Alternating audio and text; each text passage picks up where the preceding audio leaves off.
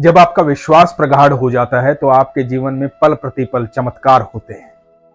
ऐसा ही विश्वास और चमत्कार का एक अद्भुत प्रसंग आज आपको सुनाता हूं, बड़े ध्यान से सुनिएगा। हरे कृष्ण दोस्तों, मैं हूं अनुज शर्मा। गुड़गांव में रहने वाली शर्मिला यादव, उनके पति हैं राकेश यादव, लड्डू गोपाल की सेवा करते हैं। इनके लड्डू गोपाल का नाम है गोपी। बेहद प्रेम करते हैं गोपी से, सारी बातें गोपी से साझा करते हैं। तो हुआ यूं, शर्मिला जी बताती हैं कि इनका एक और फ्लैट है जिसको ये रेंट पर देना चाह रहे थे। कई दिनों से कोशिश कर रहे थे कोई किराएदार मिल जाए तो फ्लैट रेंट पर दे दे।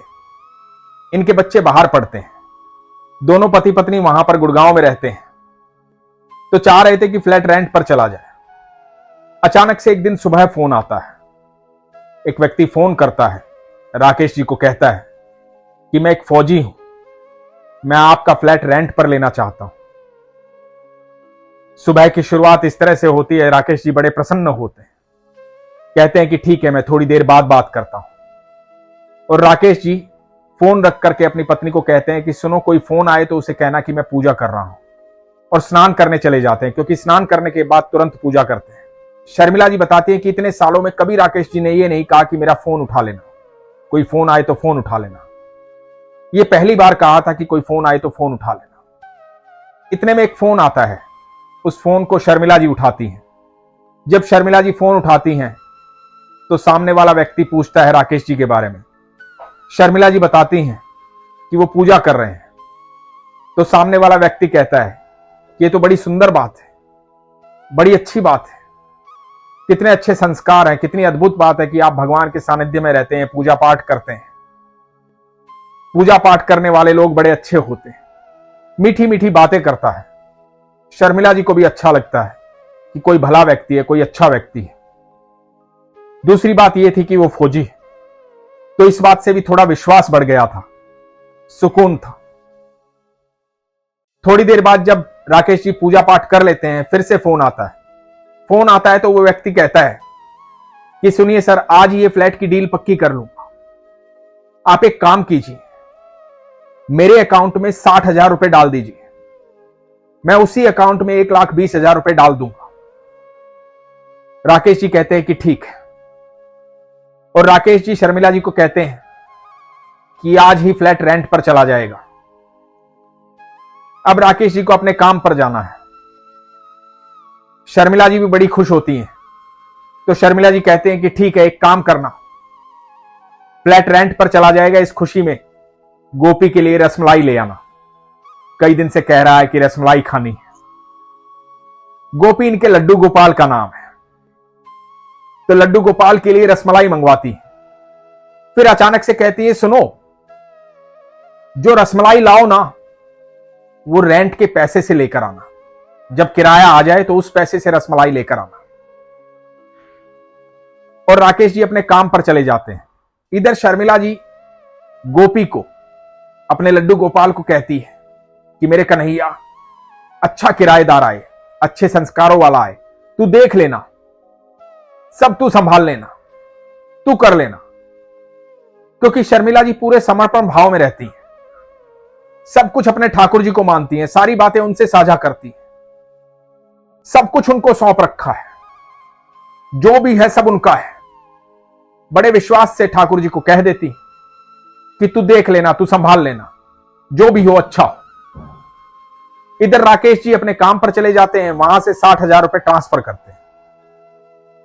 जब ट्रांसफर करते हैं, सारी फॉर्मेलिटीज पूरी करते हैं, तो अंतिम पड़ाव में आकर के वो ट्रांसफर डिक्लाइन हो जाती है, सामने वाले को पैसा नहीं पहुंचता है। दोबारा ट्राई किया जाता है, लेकिन दोबारा फिर से डिक्लाइन हो जाती है। तो उस व्यक्ति को बताया जाता है कि 2 बार ट्राई किया है, लेकिन पैसा नहीं पहुंच रहा है। वो व्यक्ति कहता है कि कोई बात नहीं, हो सकता है कि 60,000 रुपए ज्यादा हो, तो आप थोड़े कम पैसे डाल दीजिए, कम पैसे डालकर देखिए। तो राकेश जी फिर से ट्राई करते हैं, कम पैसे डालते हैं, लेकिन फिर भी पैसे नहीं पहुंचते हैं। तो राकेश जी थोड़े चिंतित हो जाते हैं कि पैसे क्यों नहीं पहुंच रहे हैं। तो उस व्यक्ति को कहा जाता है कि पैसे नहीं पहुंच रहे हैं। थोड़ी देर बाद उस व्यक्ति का फिर से फोन आता है और वह व्यक्ति कहता है कि सर आप एक काम करिए, मैं दूसरे अकाउंट से आपको 1 रुपया डाल रहा हूं, आप उस अकाउंट में पैसे डाल दीजिए। इधर घर में शर्मिला जी लड्डू गोपाल से बातें कर रही हैं, उनसे कह रही हैं कि जो भी हो आप देखना, जैसा भी किराएदार आए आप देखना, जो भी डील हो आप देखना। इधर राकेश जी इस व्यक्ति से बात कर रहे हैं। जब यह व्यक्ति कहता है कि इस अकाउंट से मैं 1 रुपया आपको भेज रहा हूं, इस अकाउंट से पैसे डलवा देना, तो उधर से 1 रुपया आ जाता है। जैसे ही 1 रुपया आता है, इधर राकेश जी का दिमाग काम करना शुरू करता है। राकेश जी को लगता है कि मैं ऐसा क्यों कर रहा हूं, मैं पैसे क्यों डाल रहा हूं, किराए पर मकान वो ले रहा है, पैसे उसे डालने चाहिए, मैं पैसे क्यों डाल रहा हूं। असल में राकेश जी उस व्यक्ति की बातों से सम्मोहित हो गए थे। उस व्यक्ति ने फोन पर बातचीत करके उन्हें हिप्नोटाइज कर लिया था, सम्मोहित कर लिया था। आजकल इस तरह के बहुत फ्रॉड होते हैं। उसी तरह का एक फ्रॉड राकेश जी के साथ सुबह से हो रहा था। अब राकेश जी का दिमाग काम करता है, ठाकुर जी बुद्धि देते हैं, और जब दिमाग काम करता है तो राकेश जी को समझ में आता है कि मेरे साथ फ्रॉड होने वाला था, लेकिन ठाकुर जी ने बचा लिया। 3 बार कोशिश करने के बावजूद पैसे ट्रांसफर नहीं हुए, तो राकेश जी उस नंबर को ब्लॉक करते हैं, उसकी FIR करवाते हैं और अपनी पत्नी शर्मिला जी को फोन करते हैं। फोन करके बताते हैं कि आज सुबह से हुआ क्या। शर्मिला जी कहती हैं कि अरे ऐसा कैसे हो सकता है, सुनो मैं काम कर रही हूं, तुम ये सारी बात गोपी को बताओ, सब करने वाला तो गोपी ही है। और अपने फोन को लड्डू गोपाल के पास रख देती है, गोपी के पास रख देती है और अपना काम करना शुरू कर देती है। शर्मिला जी बताती हैं जब शाम को राकेश जी घर आते हैं तो रसमलाई लेकर आते हैं और बड़े खुश होते हैं, बड़े प्रसन्न होते हैं, कहते कि आज गोपी ने बचा लिया, आज सारे पैसे गोपी ने बचा लिए,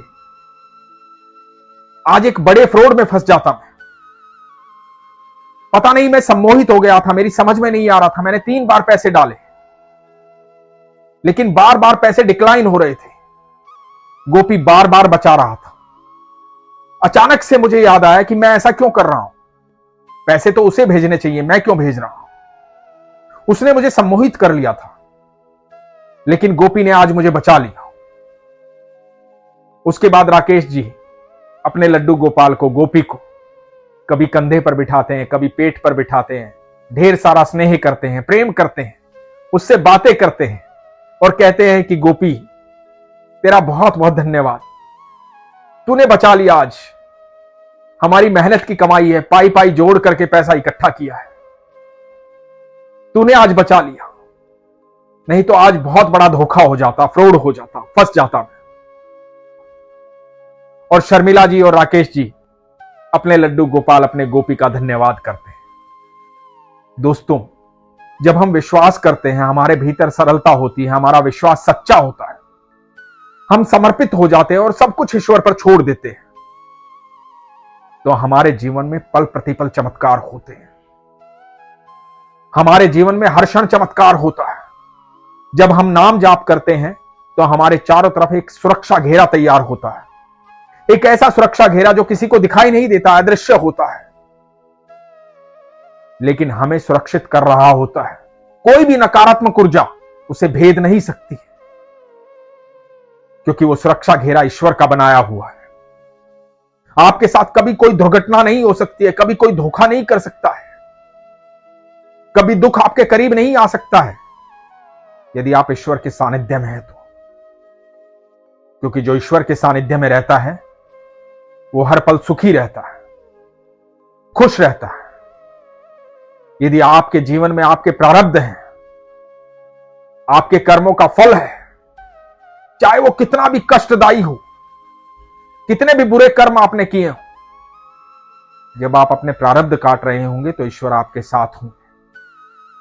वो कष्ट कष्ट जैसे नहीं लगेंगे, वो दुख दुख जैसा नहीं लगेगा, वो समय बड़ी सरलता से, बड़ी आसानी से व्यतीत हो जाएगा।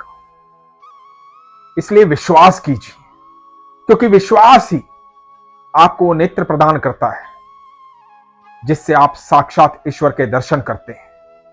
आपके मन में यह भावना जागृत होती है कि मैं सुरक्षित हूं, मैं ईश्वर के सानिध्य में हूं, और आपके जीवन में हर पल एक नया चमत्कार होता है, हर पल एक नया अनुभव करते हैं।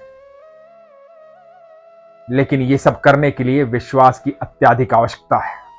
इसीलिए हमेशा कहता हूं, अपने विश्वास को मजबूत रखिए, अपना ख्याल रखिए। हरे कृष्ण।